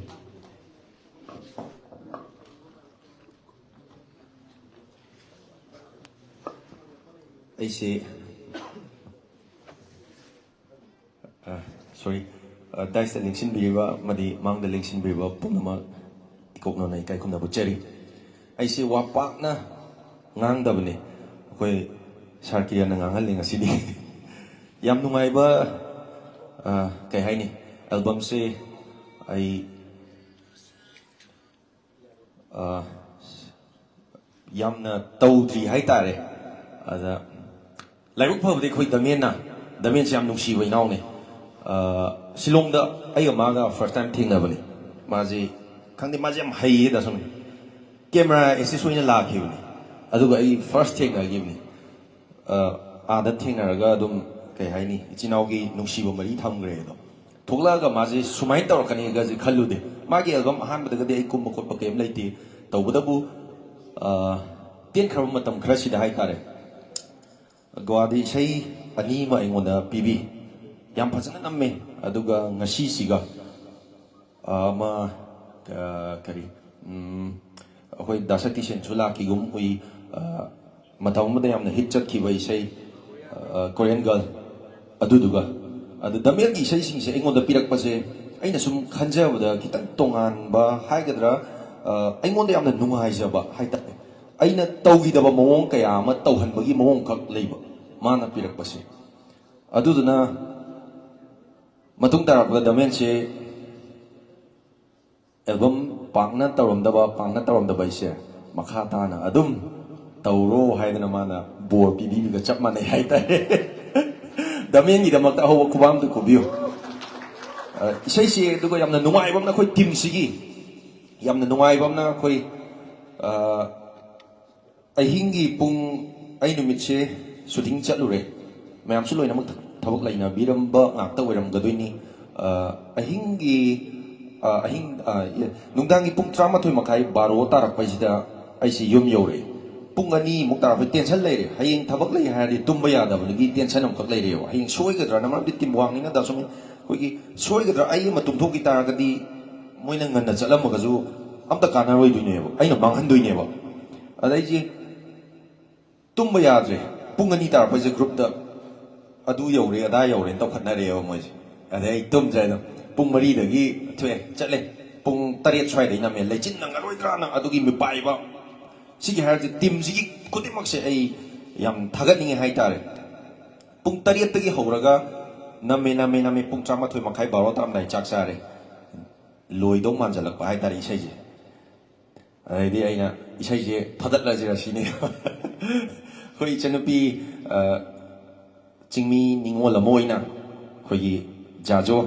maksu yamna hona bakal le hai tare numichi da mana nasleiba wada brai aina wadi wai adu nang singa si loisan sha yes loisan la sine mazu sine ba yamna cooperation pinaraga fajana thabak tawgi mami khaktang soina tabrana khali ado akoina diam kanna di hona jagi hai ba tare myam aying ba babok ta khudimak sina jagi makoina feedback si comment si karmaina tawraga akoina hona jagi do mahi yali yande hai bidudi mapu mana akoina thamoi sengna hona gi bidugi ꯃꯇꯨꯡꯏꯟꯅ ꯃꯄꯨ ꯃꯥꯅ ꯄꯤꯕꯤꯕ ꯑꯣꯏꯁꯅꯨ ꯑꯐꯕ ꯑꯗꯨꯒ ꯑꯩꯈꯣꯏꯒꯤ ꯔꯥꯍꯨꯜ ꯑꯁꯦꯝꯒꯤ ꯏꯁꯩ ꯃꯤꯌꯥꯝꯅ ꯄꯥꯝꯕ ꯑꯗꯨꯒ ꯑꯩꯈꯣꯏꯅ ꯇꯧꯖꯔꯤꯕ ꯏꯁꯩ ꯑꯁꯤ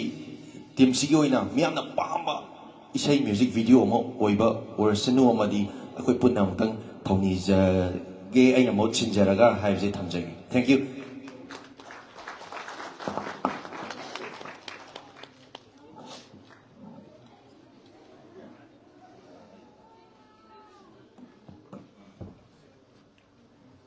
Sare sil hai beri tu kubam tega sil bagi. Yang wajah betul ni adalah Solimla Zazo. Wah, betul betul kami nak kau sedar na tangkul ningol. Maki, bagi tahu tu, mesti biar tu mesti nama. Aham mana sih physics championship tu, international level tu sahaja. Silver medalist ni. Oh, kubam tega maki. Mana? Coba besok tu mesti dah. Yang berapa tu? Cuma pada masa tak pernah dia, nak tetap tahu kan. Makanya usah betul. Aizina tu kan reels, nak kena BTS usah betul maki yang pasal apa acting tu kan yang pasal tu tu pose, wah macam. Hello, good evening. Evening everyone. I'm Sisi Kegino from the Nervous Young Kazer. First of all, I would like to thank to the chief guest of honor, aduga sida lakpirga support tawbirba mayam dasu. Thank you so much. Adum support tawbiyo. Aisu phajana adum tawge ai metilon su phajana ngangba hejadi adubu aina lan khiba shoi khiba yawsu mi mayam na ngakini. Aise 80 fitness model da chachabneba adubu asmaina sigi movie industry haigatra asmaina entertainment rom da changni hena khaludi adubu ta thermena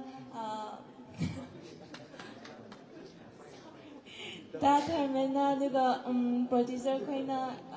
the potential leba haigatra moina potential to ubiraga asmaina jinchen bibagi tamak. Thank you so much. Aduga co-actor oiba tasa leba dasu music video number se ahanbasu oibanina yamna su kamai tawdina khangneba adubu aingonda comfortable yamna oihandaga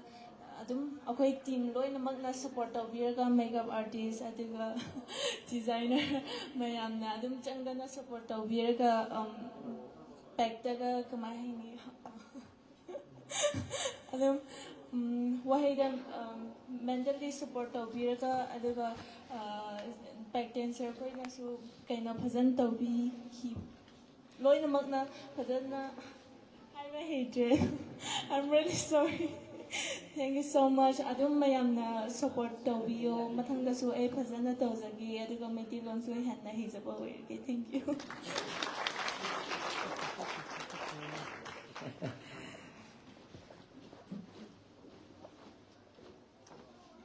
Yang nuazi Solimla Zazo tu na. Aku cuma taza betul. Maka tabo assignment memang lah ini taza deh. Benar hena. Maka tabo assignment kiamat laku itu na. Manipuri film gi ini nada tu maka tana hena. Music video album manipuri film power. Kumbira uar tam sari. Dega. Sige special thanks. Saya hasil kita ni rasa langbom.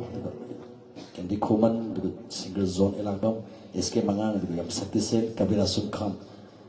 Rajesh Ningobong. Tuan-tuan bangsa kita promosi kita mau lengan figi sponsor tu berapa, memento sponsor tu berapa tu. Kadi maka so dikai kono bolsa le tu, kau nak tahu mal kan ba, ulah pergi Tanzania tu Yosila itu na. Nasi promosi besar tu berapa. Dr. Lasom Somen Kumar, proprietor hospital kan bu.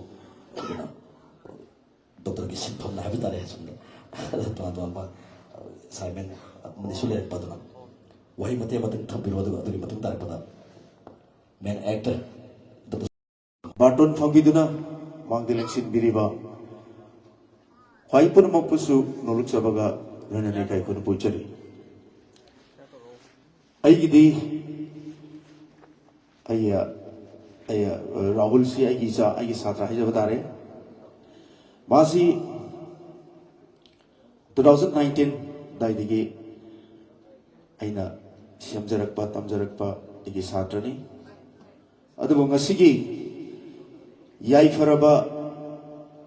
ꯄꯣꯏꯅꯨꯒꯤ 15ꯅꯤ ꯄꯥꯟꯕ ꯄꯨꯔꯅꯤꯃꯥ ꯅꯨꯃꯤꯠꯁꯤꯗ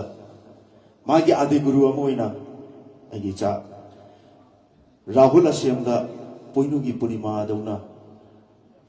ꯉꯥꯟꯕ ꯑꯣꯏꯔꯁꯅꯨ ꯍꯥꯏꯕ ꯕꯣꯔꯁꯦ ꯑꯩ ꯊꯃꯣꯏꯗꯒꯤ ꯄꯤꯖꯩ ꯃꯥꯒꯤ ꯕꯦꯁꯗ 2019ꯒꯤ ꯃꯇꯝꯗ ꯇꯝꯃꯛꯄ ꯏꯁꯩ ꯇꯝꯃꯛꯄ ꯃꯇꯝꯗ 2009-10 ꯑꯗꯥꯏꯒꯤ ꯃꯇꯝꯗ ꯏꯁꯩꯁꯤ ꯇꯝꯃꯛꯄ ꯃꯇꯝꯗ ꯃꯥꯁꯤ ꯑꯗꯨꯝ ꯃꯣꯏꯒꯤ ꯕꯦꯁꯗ ꯈꯔ ꯃꯥꯁꯤ ꯈꯔ ꯁꯣꯟꯇꯛ ꯚꯣꯀꯦꯜꯒꯤ ꯄꯟꯁ खर सोंतक अदुम लेतबदि नते अदुबु मागी सक्तरप मतमदा मागी पंच यौननबा हाइदना इन क्लास तब मतमदा खरा हाइकिबा ताकिबा मयाम अमा लई अदुबु मांगसी अदुगुंबा ओजाना हाइकिबा मयामदु मांगसी निंहनबा लेतना माना होनजरगा ngasi sigi thaksida mana si sakpa ngasi laiba si aina magi oja moi nai thagataba ngamde loina na ngasi aigi lukhoibi hairiba sida director oibiriba Drame Laisram sisu hujik matam gi yak laubi director ne haibada haiman ba thukloina haisage sida tawragadi sungsoi soidana karigumba khati leigin haibagi thaja jaba leijai dugoloina na Sanjay Venus sisu hujiki matam gi music director ama oina asiyam kan maming chakat charakliba Sanjoy masu mana music tawriba potchisu yamna taraiba podamadi oiroi haibagi chapchaba thajaba thamjai adu ngasigi khoigi Rahul Asem ngasigi ma mamangdi se yamani sagai ngasiga siga aigi lokoi bi siga thargadi ma masagi oibai se ahum mari naimiti leram magadra aina khanjai adubu ngasigi leiriba Rahul Asem na ngasi mak lepiba station loiba naibadi nate akoi sigi matang sida aigi mateng amtang pusanjarakpada 1985-86 tigina 2000 fausi akoi isei matam mangaga lakhi 1985-86 tigi makan gi oja guru mayam ama khallaga oja music director adigi Indian classical gi adigi Nat Sankirtan gi oiba oja guru mayam ama khallaga lakhi basina 1986 tigina 2000 fausi sahi yamkre sida matam mangaga lakhi bani aduga 2002-3 lona basai sida aigi hujikti koi khwaibun mu thadok piram laga thawai na mapu ile golda leina moina tinbi kraba igani subadi guru arkijiten yamung sina playback singer ma oibagi chapchaba ngasi stage ke pokat piramba sigubu mayam si thengnaraga lakiba koina sigi stage oina bo honarakpada koina karakhiba stair do adumaina aigi satra satri sing tungda horakadu mayam si adugi stair aidi kharak tamaga kharak khangaga adumaina kahan ningba ki apama su lei aduna aikoina hujik leidibi stage akoi kanagumba khara di khanbiramba yai na wai sei film sei sa ma adu sei kolega na adu aigi wakhal dadi eje student namagumna ai hujik satra namagumna leijari haidi akoina art ki lam sidadi akoina mapan naidrba ipak ana halaman singna art ki lam sidadi mapan naidrba ipak amoina halaman singna mayamna haibiba ado akoina di yam thoidokna khanjaludaba haijaba tare ado mapan naidrba ipak haibase khoigi Indian raga classical gi kano da hairagusu khoigi thattara leiriba Yaman Bhairavi Kafi kana raga fasirgi raga tara leiriba porchigi amakatang lauthuaga Yaman raga sigi magi masa masusi koina tamnaba nainaba hunabada 7th century changeu adui taragadi lemhuriba mapandugi mu nainarak pataragadi century kya sangadageu sini art की मपान नाइदबा इपाक लोइबा नाइदबा कोइना अखोई पुंसीसिना सत्खिबना हालगदबा सगे अखोइना तमगदबा मयाम दिले होरगदबा मयाम लई दुना हेना हेना मपुंग फाबा मियाम की थगल तबुदा हेना साउखटबा माइ पाकबा ओइबो ओइरसनो हाइना थमजगे अदुगा ngasi oiriba Rahul ki ngasi gi sina mayam puna magna support tawbiduna mamang da chakhi basu mayam support tawbibadi ngasi Rahul egi cha egi satrasi kara kara biraktin magam jare ngasi gi sisu mayam puna magna support tawbiduna hena mai pakpa ma o hen bibaga loinana tungda magi thola kadoiba album adigi film sing sidasu miyam na hena support tawduna mabu miyam gi masak khangba chapchaba artist ma oiba ngaman biu na ai mayam puna magda last oina khulumjari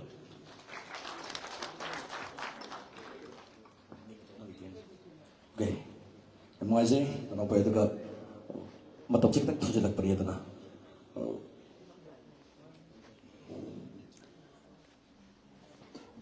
isi singer Rahul Asembo yang berkumpul now boy na blessing kalau yang honor to begini Rahul Asembo to pilih kani ya tu ka Rahul Asembo kubak sakit kan na begini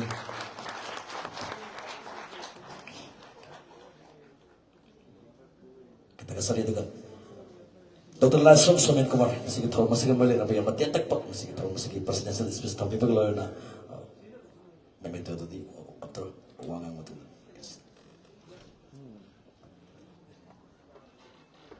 Sigi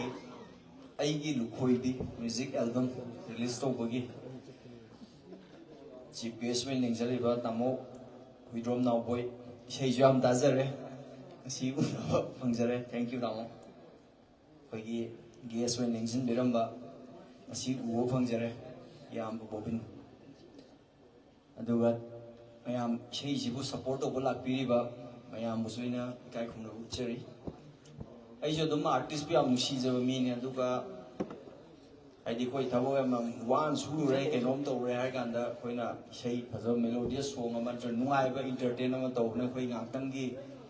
mentally peace and relaxation फंगनबा सिजि आमना फजबा आइदी कोइदा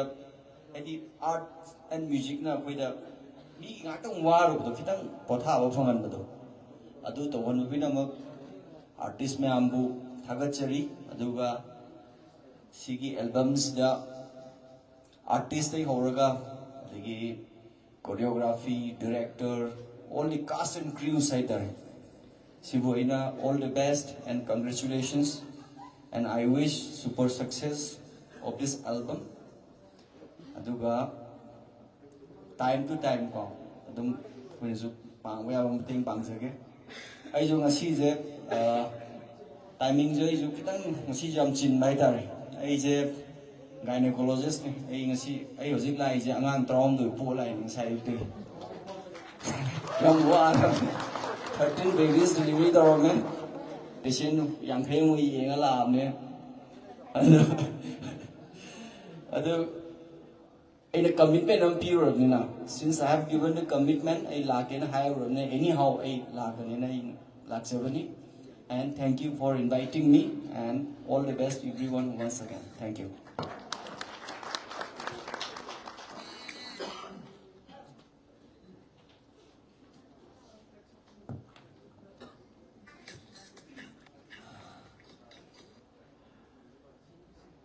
music video album sigi men silhaiba madi solim la zazo on says like a break ani daga musiki thor musiki precise to here boy nam to la som som ko mabigi moment lobi gani so ko bi gani musiki thor musiki sin da bom ta legi dre hai di am na ji masi artist sing to singer sing ye musik si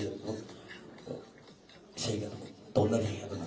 lakini ngasigi sida saya segi betul kabira sulkham delega pernas elangbom kini di kuman zone elangbom SK mangang itu ke 30 sen apa 30 sen biju theater ki miromsu lagi biar tapi deh oh bakal betul jadi sudah ibarat terus Solimla Zazu. Director Tamen Lasung. Leka pilihan. Director ki kami tu betul pilihan itu kan. Overall, ahing cuma betul kan nam kiban wae itu. Saya director tu tampil gitu na. Masih di nungai bagi mekut tu itu na. Director Tamen Lasung itu mau aku kubah bangloran na. Tamen tu masih terus masih presiden di lobby kan.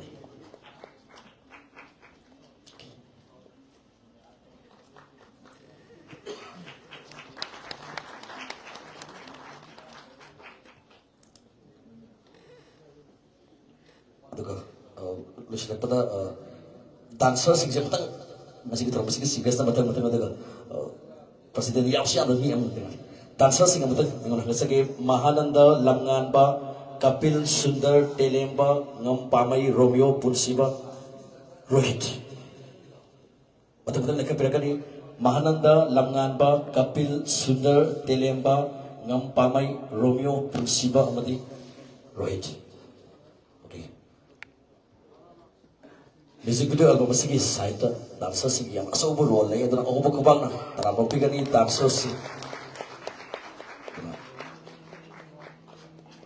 dancer tinggal lor na makata na teman sem sadro mapigan ni equipment Zina Nausa Ikruzam drone Ken Mongbizam subtitle Bipin yes kalau masih mau preside tu begini.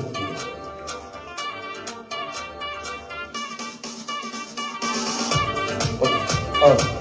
baru baca dulu. Dancers.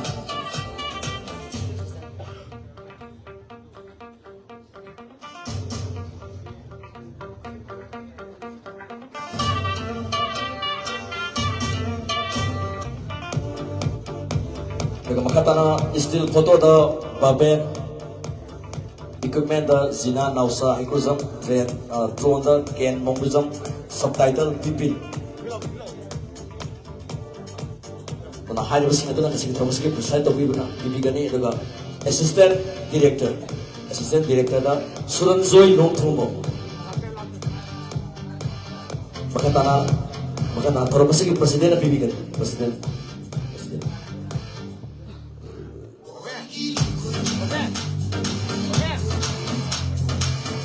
Still Abu Babe juga assistant director Suranjoy Nongthomo. Juga yang Nauboy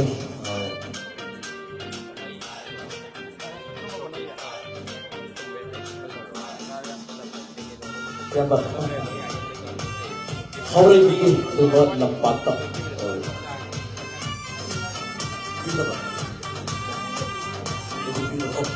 Yang Nauboy menutupkan Haure bigi Lampata yang bagi saya sena betul dah layanan lah. Yang kenal nang sisi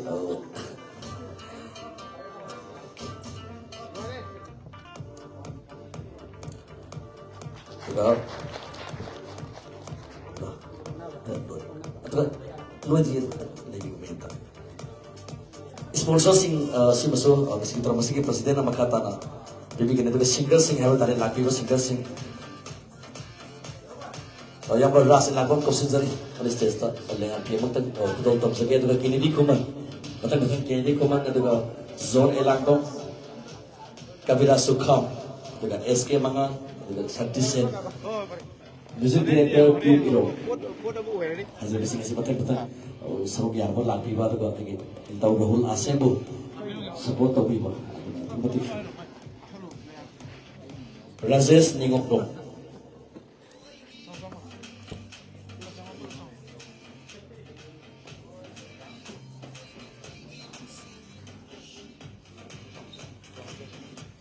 Betul-betul sampah dengan kedua sing tapi kan ingat sing terus sing besar tu bini mana logik tu atuan bos sepom sing tu ngai tu lagi ber nasin berkaya amak kat tu dengan lagi ni ber singgah sing dah mang beli sing beli sing oh bang tak kuliah singgah sing ingin bercinta dengan meamki sewa tori atau atuan ber lah rapa nak pati dana. Okay. So nama ras elangbo. So ya bola pi bani support to bola pi kita Rahul Asif. Sakti Sen. Yang nak tu nama music video album mah tu lagi ni. Yang Sakti Sen gitu. Nama ras elangbo ni so Heloi. Dia 6 bagaimana? Dia 6 dah Heloi. Yang work from Biragan.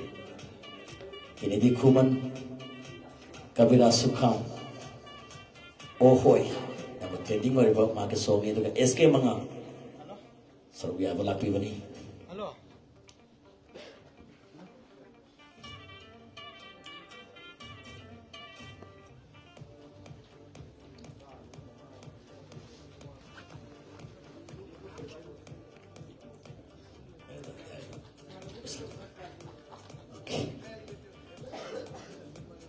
foto okay oh group foto mga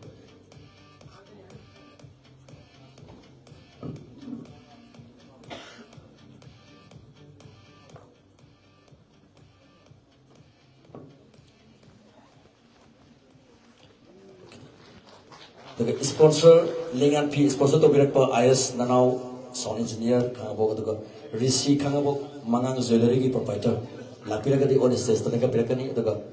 meme to sponsor to birak pa Caterman Rahul Santi Enterprises Yaripur to Kunda from Samananda on stage to ka birak ni Kunda from Samananda Kunda from Enterprises Samananda Meme to sing sponsor to bibigyan ito ng kasigi trabaho sige president na honor to kita dalo sagi juga lengan pi sing sponsor to birak pa ayas nanau juga Rishi kangabo mangang jewelry provider betul mereka pirakan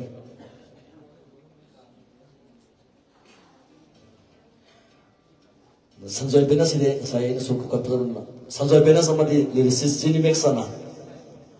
honest mereka pirakan Sanjoy Benas, aku mau kuam tu kubikan ni music director Sanjoy Benas. Dan housing tu atuan ba singer kaya agi saya sing saya pali Sanjoy Benas, that's man. Trending war wesai kaya bagi housing music director pini beri tu na. Jini Mesana. मैं अपना all India radio tu tapi nak bukan ni tu ada itu Jini Mesana.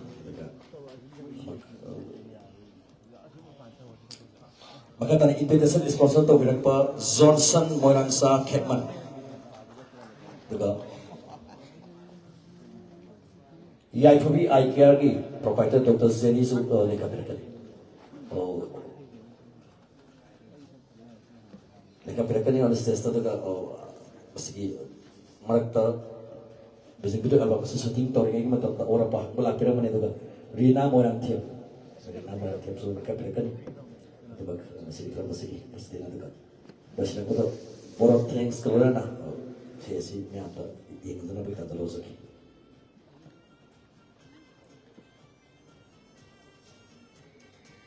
Juga Lokendro Firong bang Nizit Longsam Mahenta Firong bang. Dan mangda jadi bersih ngasih. Makoi mating. Kau sponsor sing, waktu mati kan nampak sah, kereta nak, oh bukan apa tu kopi kan ni mang boleh beri bersih, kena aman support tahu beri yang nak kena, kerja music video album ada mana tu, film di, tu mana tu sisi dah lagi apa, sabkan nama tu kan, nak support tahu bina apa, kuli mati ni, konsep doktora di sana, ya tapi IKR itu provider Dr. Zeni.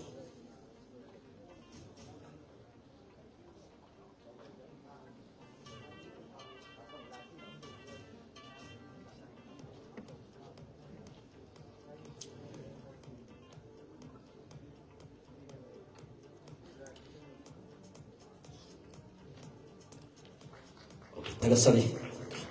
juga, juga kau losin berdina tri ada Sanjoy Benas, wahai orang tu minum losin tadi, Sanjoy Benas. Juga kau termasuk ni guest of honor on Lipta, masuk lady.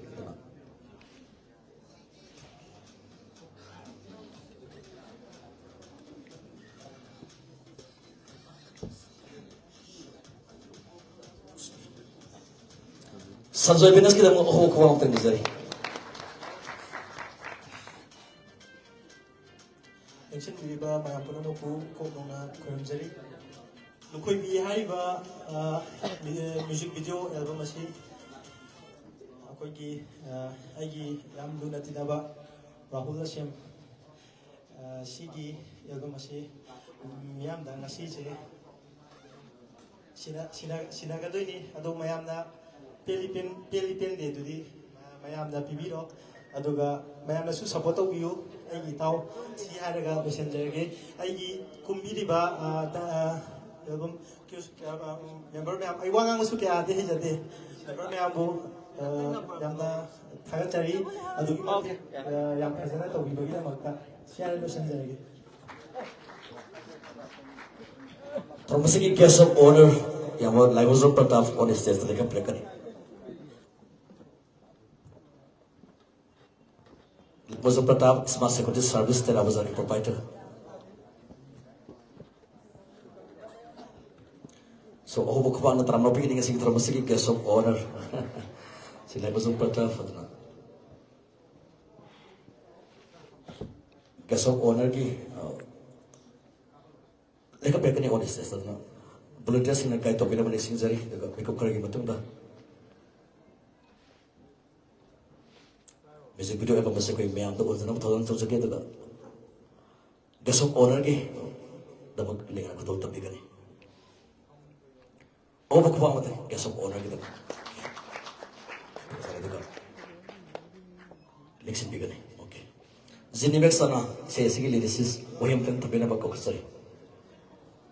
Zinimexana. The Guptum Tarapada guest of honor, you were to Manzaka, the transport key, Premanantaki, maybe to Pinzake, or the board of Tens Giroina. I give Lukovi, Miamda, Sudosatamaki, Usalagan.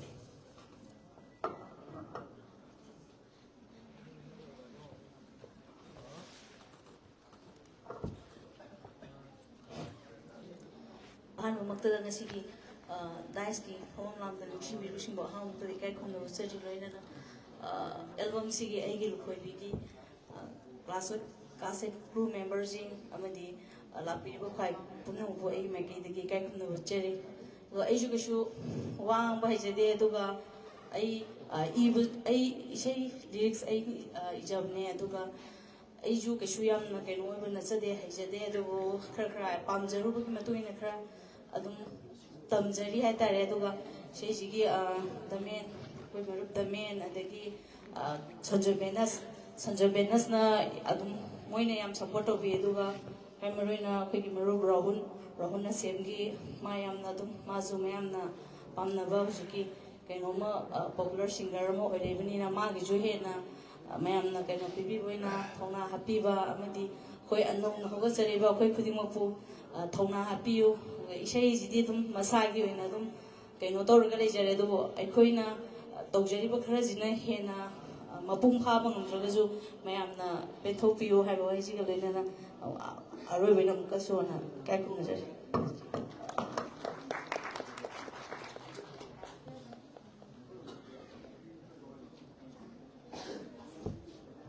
I think a Tramasaki guest of honor to Lebiganetaga. Transport, Premananda, Saisapi, Singletaki, Payal Irong. Martina Lesantia, Payal Irong, Martina Lesantia, Deepak, Zinita Lesantia,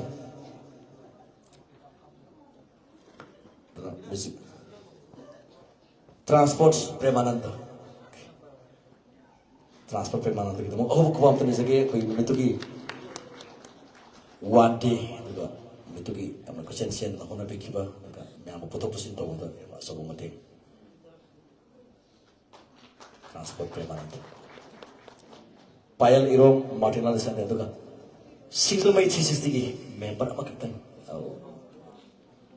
What is this? The Capitani, Nasiki, Agilu Koibi, which is from some money, Miamda, one believer.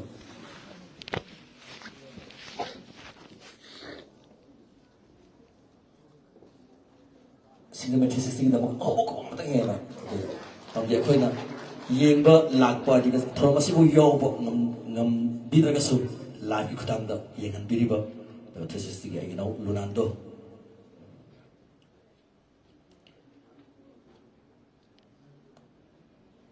akhona boro beroi singer gi thabo boy bena sai sak pa sai chak pising si tunga tuan ba sai pham ohum mari laiba adana ming palamba duga matugi serial kai pi ada ba serial kai gi amada sapa theng dil adana matu kya ma lai kre adana kudi manga boro bidana ba isi sai tumba group photo mata nominasi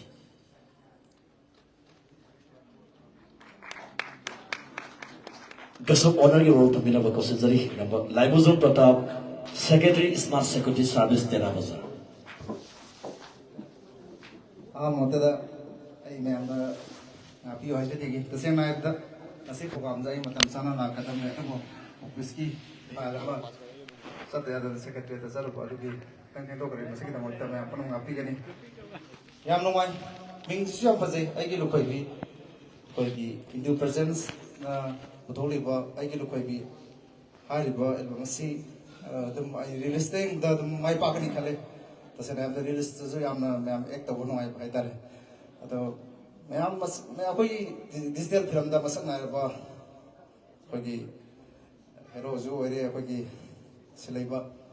the one thing I'm Pamaba, the Magitas, the opposite I tell. I the Pakam was I am Maler, my thing the wood, whatever was they were. Sigmata, now all one of you.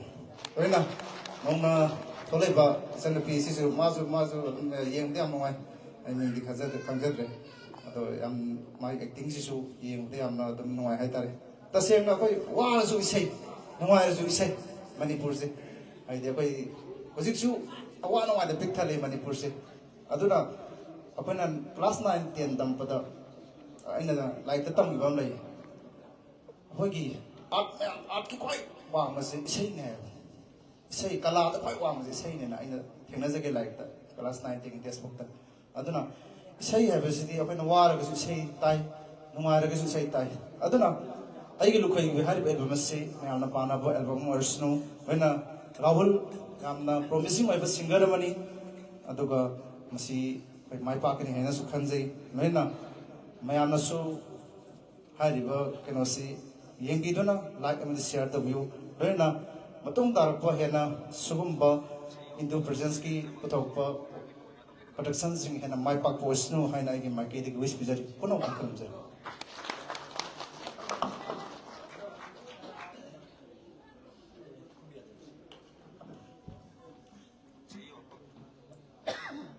ISK song at the Fungi provider, open the Kabirikani, because he told me guest of honor. Kadabaliga Kuta Bini. Vikram, ISK song at the Fungi provider. Singer Rocky. Asigi, volunteer among the Sodoma. Singer Machine, I mean, Avarina, and say, has it would no people in there, Tamsa, no bottoms. Rocky. Rocky, the whole company is again, some singer.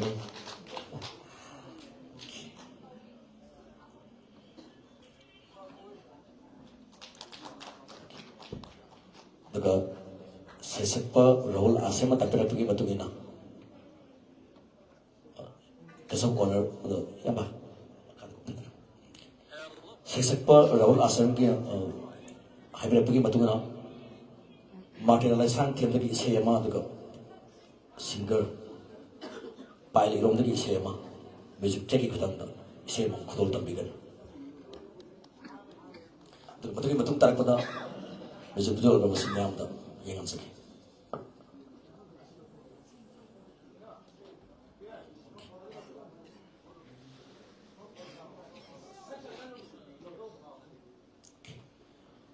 Oh, maka tanah hadir pergi batugin na music video kalau masih nyam tak, yang answer nabi kita jalan sekali tu. Tapi masih kita borok thanks tamsari. Tu music video kalau masih kita batung tarik pada masih library ba, atau library ba single scene kita lagi. Music take it the same open. We have the call the beginning of the music from Siki Borok Tanks on a Lysol Pixels keep and Makata Induna.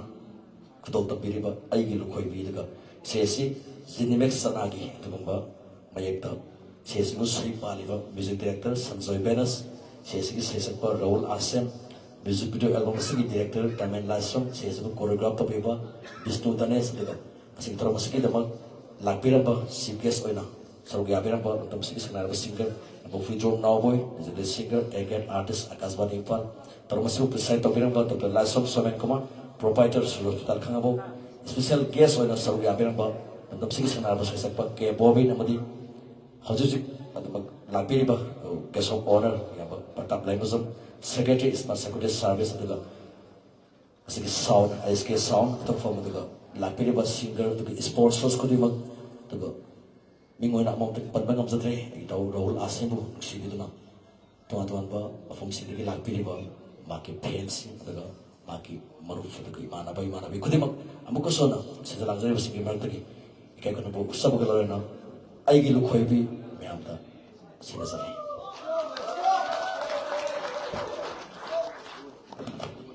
Bagi STS ki lady bus siaran siap tak clean topi nak musim tadi.